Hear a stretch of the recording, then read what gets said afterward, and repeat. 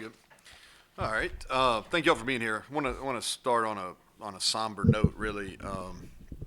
On behalf of our entire program, I want to send our thoughts and prayers to the Virginia football team. The Just an unthinkable tragedy, really. I was up late and saw it kind of go against the ticker, and then we lost two players at Troy, and that's the hardest thing. There's nothing that prepares you for that, and I can't imagine in that kind of situation. So, Coach Elliott and that entire team, just want to our thoughts and prayers with them. Also hurting for Shane, Shane Lyons and his family. Shane's a strong administrator, but he's even a better guy. He's a good man. I think that's very important to note. And I think people forget that behind titles and decisions, they're real people with real families. And he and his wife, Emily, and their two kids, they served this university, and they served it well. And so just want everybody to know we're thinking about him.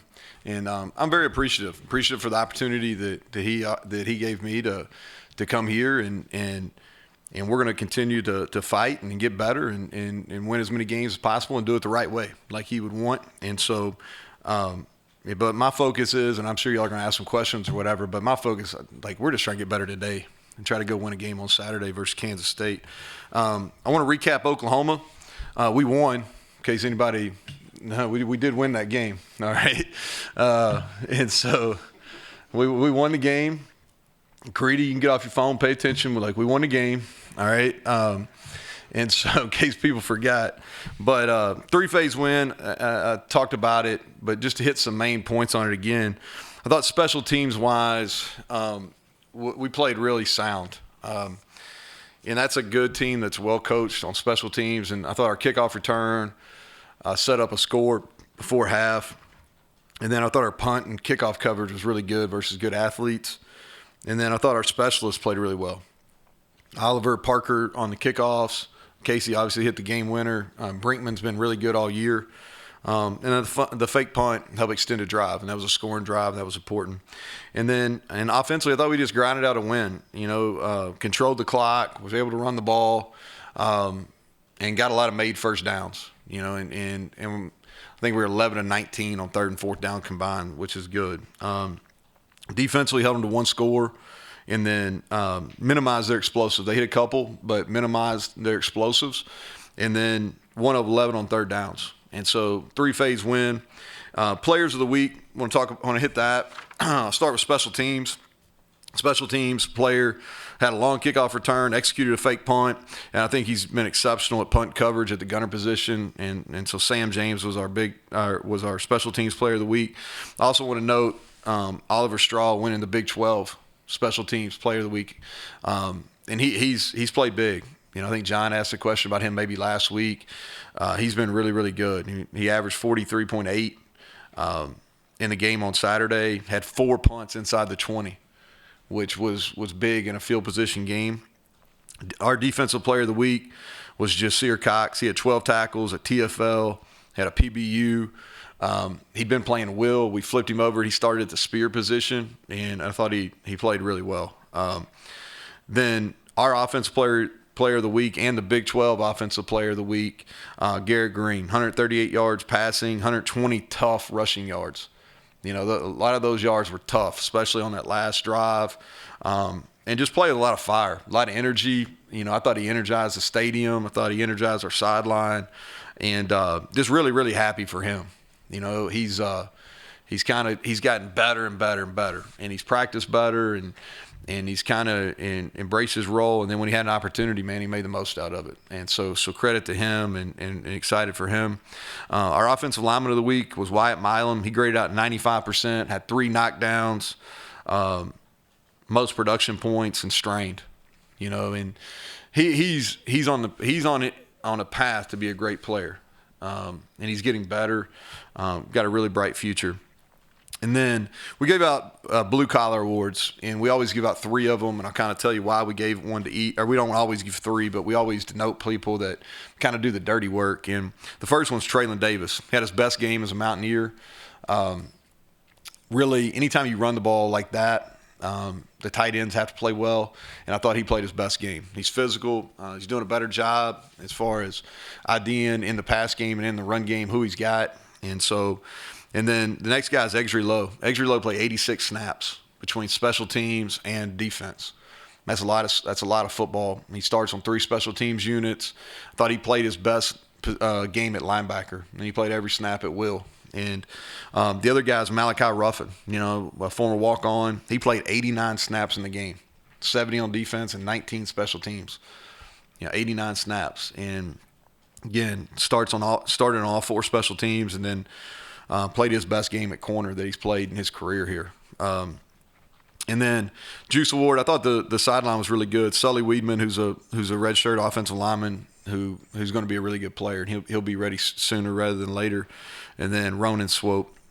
Those guys did a great job on the sideline, kind of leading that group. And then our scout team players of the week, I always like to do it in this setting because it's impossible to get ready to play unless you have a quality scout team. And our scout offensive player was running back Marquand Rucker. He started on 2 special teams the last 2 weeks. He's doing a nice job there as well. Our scout defensive player of the week is safety, who's a freshman who's redshirt, and Keaton Thomas. He's going to be a really good 4-core special teams player for us. Then our scout special teams player is a freshman that's going to redshirt, receiver Tyler Evans, who's from Ohio, who's going to be able to play some football here. And so those are the awards in-house that we give out when we win. Flip the page over to Kansas State, 17th in the country. I've got them a little higher than that in the poll that I turn in for the coaches. Second in our league right now. Extremely well coached. I think Coach Kleiman and his staff do a great job in all 3 phases. Really tough to prepare for in each unit. They play hard. Physicality is what sticks out. When you turn them on, they play physical. And that's across both line of scrimmages. They strike you on defense. They're playing their best football of the year, too. They beat a really good Baylor team on the road, beat them soundly. And so they're going to come here on a high. Talk about them offensively first. They're multiple, balanced. They're playing with some tempo. They're different. They still adjust and motion and shift, but they have tempo elements now. Not sure who will play at quarterback. Martinez plays. He's throwing the ball better, but he's an explosive runner. And then Howard's came in, and he looks to be one of the more improved players this year in our league. He's extremely efficient. He's played in 2 road environments and really played well, and then beat Oklahoma State when they were top 10 in the country and kind of ran them out there.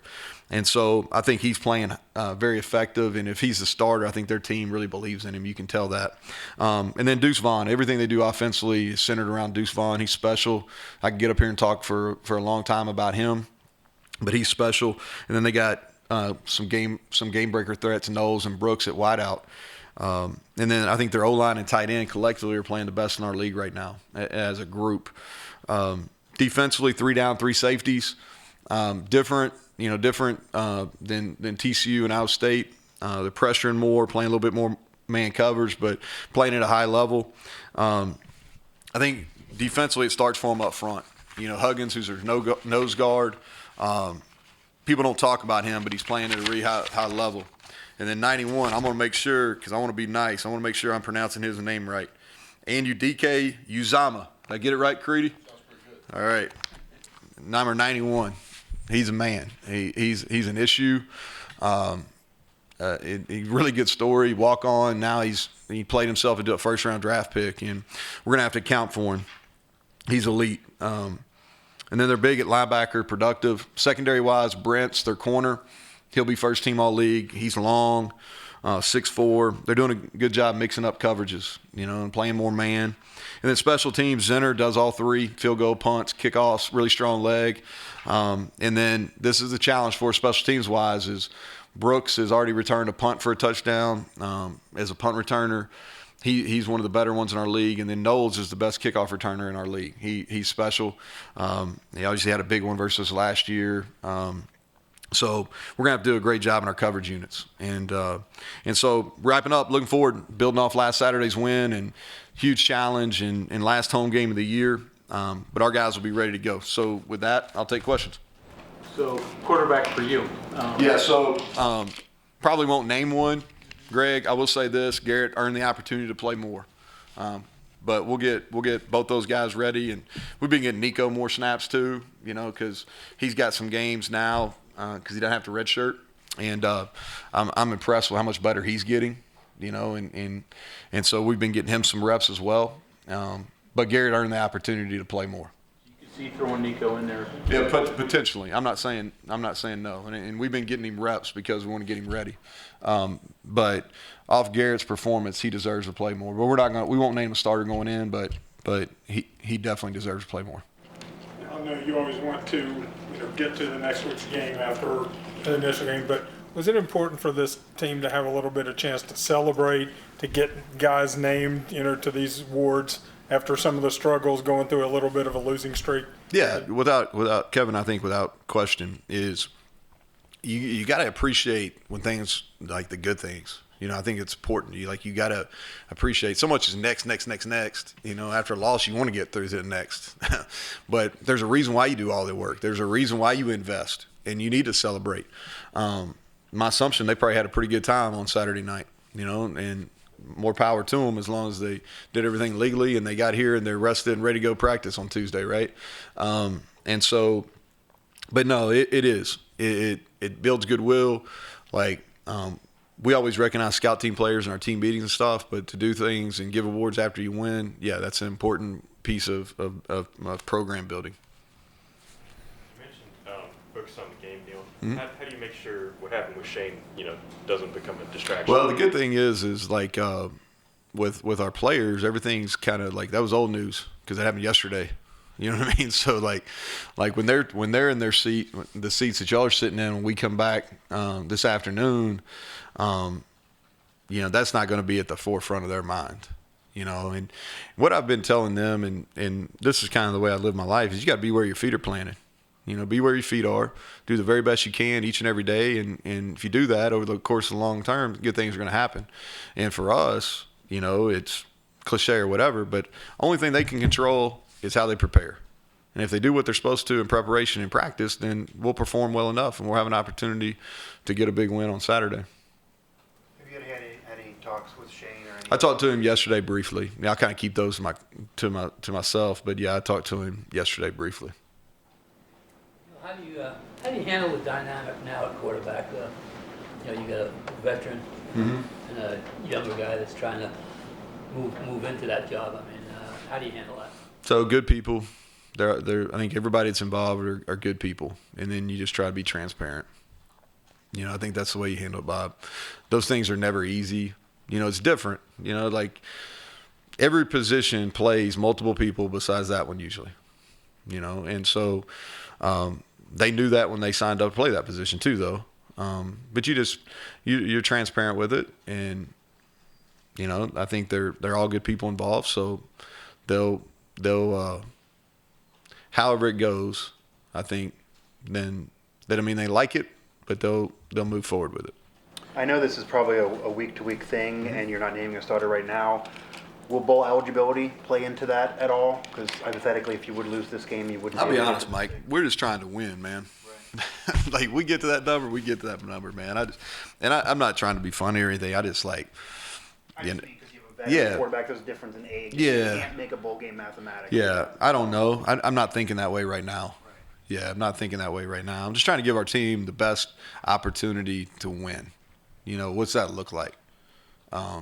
Yes, John. I was going to say, to his point, I don't know if you were aware, but with 2 weeks left, every team in the league is still bowl eligible. Yeah, I saw that. I think you run the table, Iowa State runs the table, Texas Tech wins, Oklahoma wins.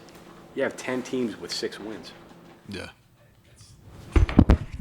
Makes you knock the microphone off the stand. Yeah. I don't know. So, wow. Somebody that was on this yesterday is much taller than me, I guess. I don't know. I don't even know who to blame for that. I guess myself. What? All right, I lost track, John. What'd you say, bud? The league, man. Yeah, a friend of mine said this. You're in a tough neighborhood.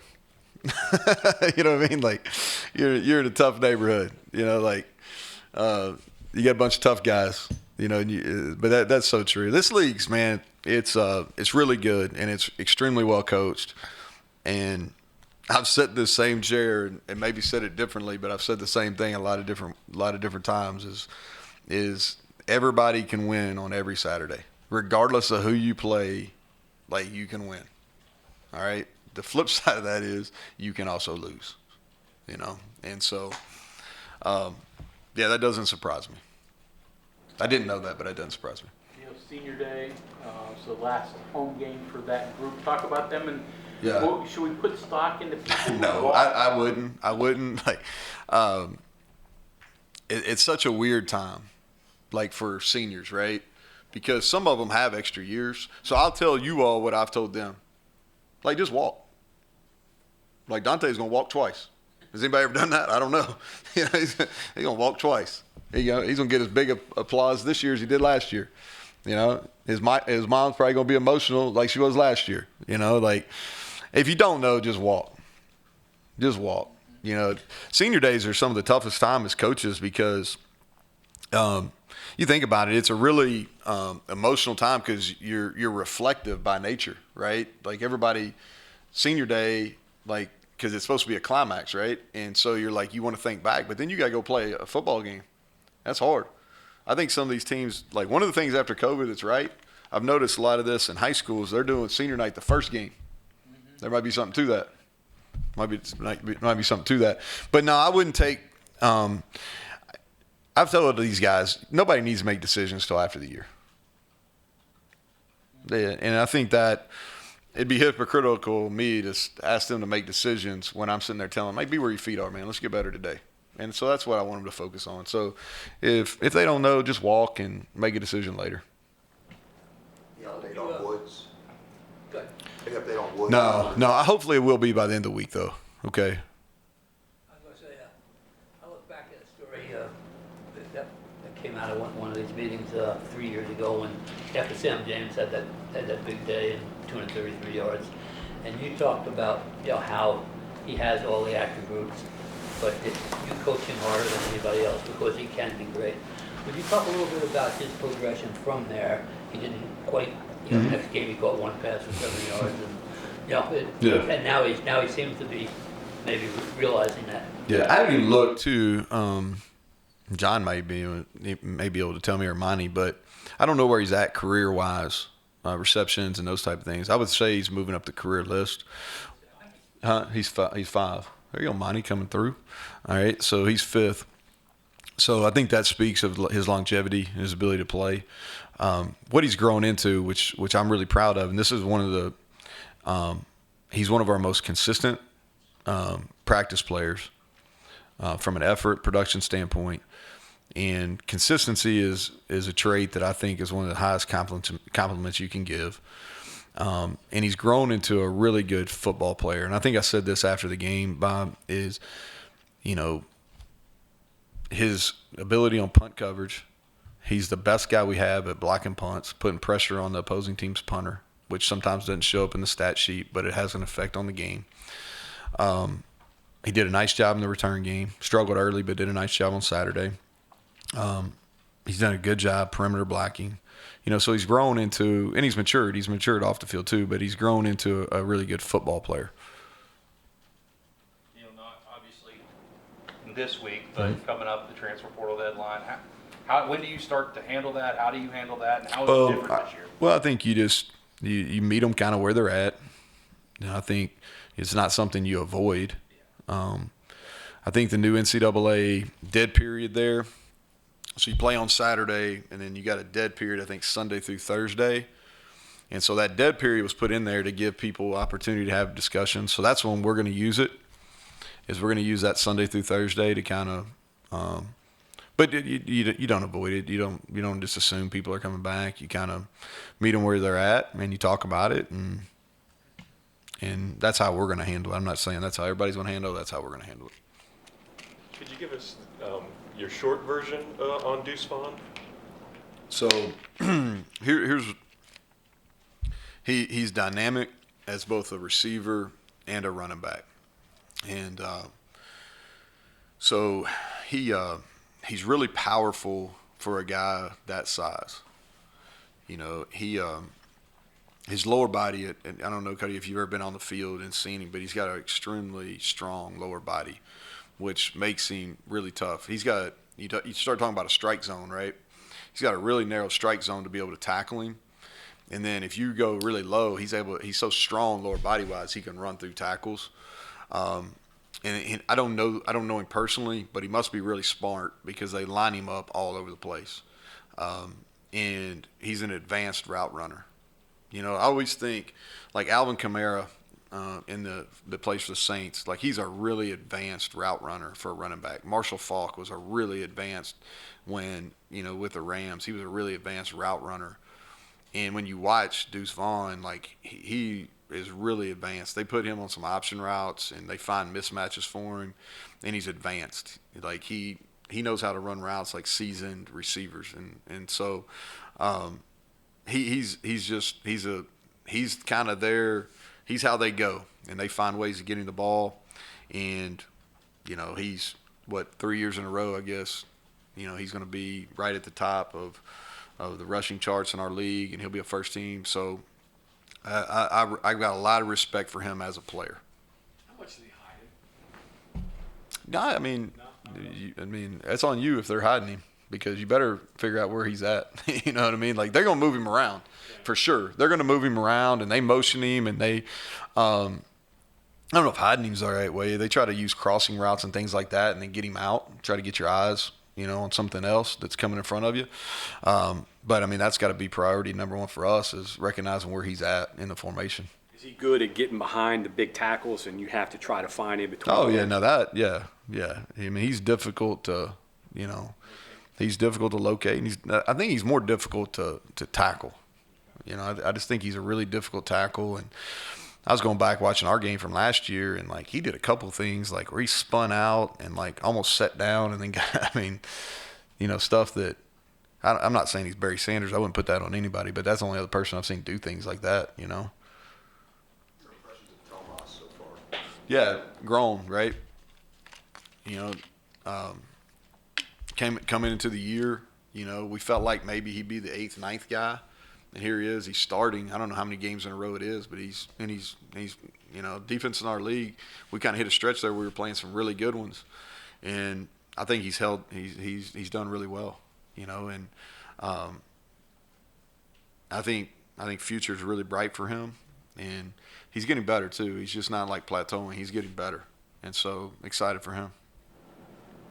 Had Vaughn's small guy, you mentioned they had like a 6'4" corner, kind of different, right? Yeah. Walk-ons, your side, their side, you know, roughing their defensive end, guys who've grown into it. Mm-hmm.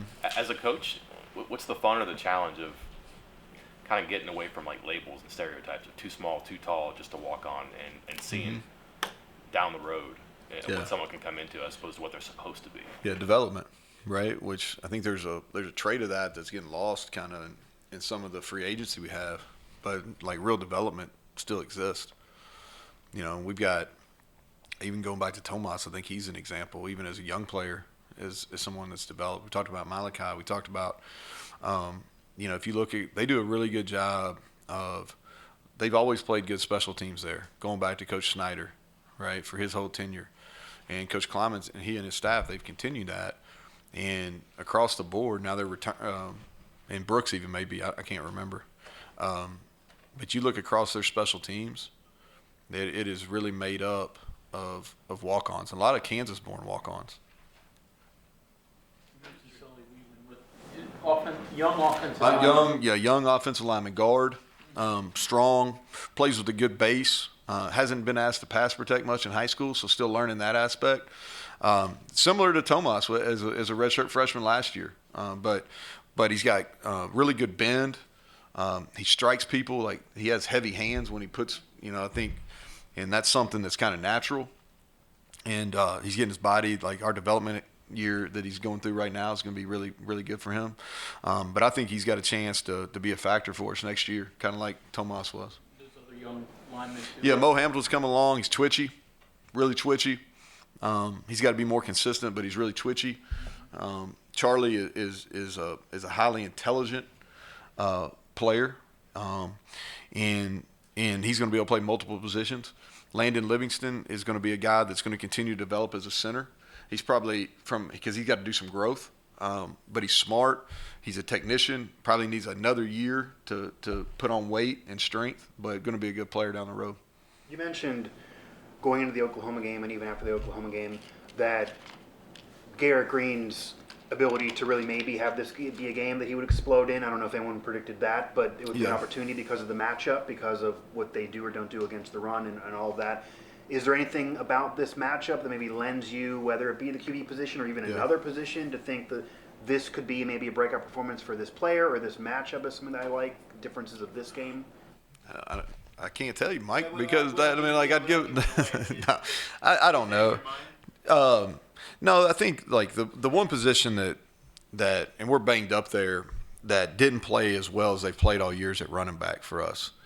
And you say that, and we ran for a good amount of yards last week versus Oklahoma, but what I say, 120 of that came from the quarterback position, right? And we've been really good at breaking tackles, and we didn't break very many tackles at running back. Now Tony was coming back off injury, and Justin was banged up, but those are the guys. Like, we need better performances out of them, and that room has been really productive and consistent all year. But that's the room that's like we've got to get better at, and we need Jeremiah Aaron and Cortez Braham. We need those. We need to get something. They've been playing. Cortez had a couple critical catches the week before. Jeremiah's had a few as we've gone through the year, but those are two guys I think that we need something. We need to step up, and I think they're capable of this week. And kind of a follow-up, how would you evaluate the wide receiver play? Because that's been a conversation all season long. Yeah. Kind of part of the roller coaster. Yeah, I thought Bryce played a really good field game. I thought that he made some difficult catches, had some good run after catches on short yardage. Sometimes, we were really using Bryce the other day. It's kind of like you would use a running back, but we were trying to get our outside runs through him on some of those screen passes because we felt like, at his size, he could run through tackles. And so we were using Bryce like that. And I thought Bryce won a bunch. The ball didn't find him, and that's the hard thing. And, I don't know if I do a good enough job of, discussing that in a public forum. But as a receiver, you're totally dependent. You were totally dependent. Think about what has to go right.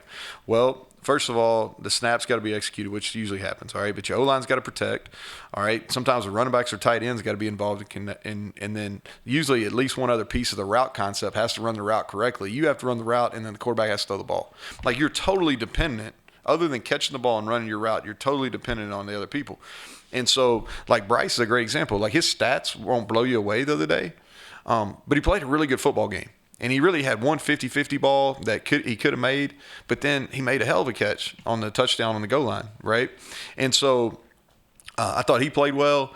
Sam James I thought that was the play that really got us going. If he caught the inside fade there down their sideline, I thought that was huge. Reese has played well for us. The ball didn't find him for whatever reason last week as much. But I thought it was a really solid performance. And if you go back and you think about the game, we asked a lot of them. We moved and motioned and adjusted and shifted a ton, and that's harder on the receivers than anybody else. And so I thought they executed that. And part of the reason we did that is because we wanted the safeties and the linebackers to play less downhill. And so we put more stuff on them from a memorization, and I thought they handled that well and did it unselfishly as well. On this. What could you take from that going 2 games left and a chance to get to Yeah. 500? Not a ton, other than here's what we talk about in November: just finishing, and it's never too late. So just finish. I think it's important life lesson: finish what you start, and you finish. But our teams did that at the end of the year at Troy too. For whatever reason, we played well down the stretch, and that's the expectation here. We're going to play well. We're going to get our guys a plan. They're going to come out. We're going to strain. We're going to execute and give our guys a chance to win on Saturday versus a really good opponent. But that's not something that I'll talk to our team about. Hey, we finished strong last year, because again, that's too far in the rear view for them. It's about I'm trying to stay day to day with this crew. Let's get them motivated, and let's get ready to play.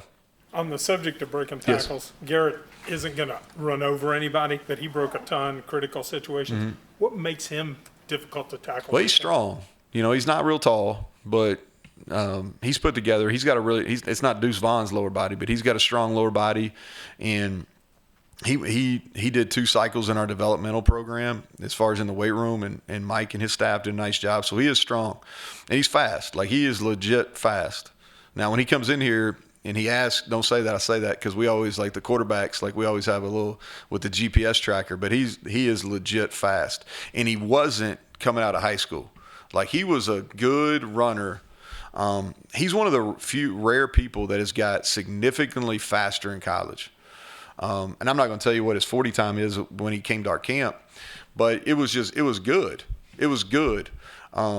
But it wasn't anywhere near what he's running now with his GPS unit. And I think that's a credit to him first and foremost for how he's worked, and then with Mike and his staff too. But he's legitimate fast, and he's got a strong lower body.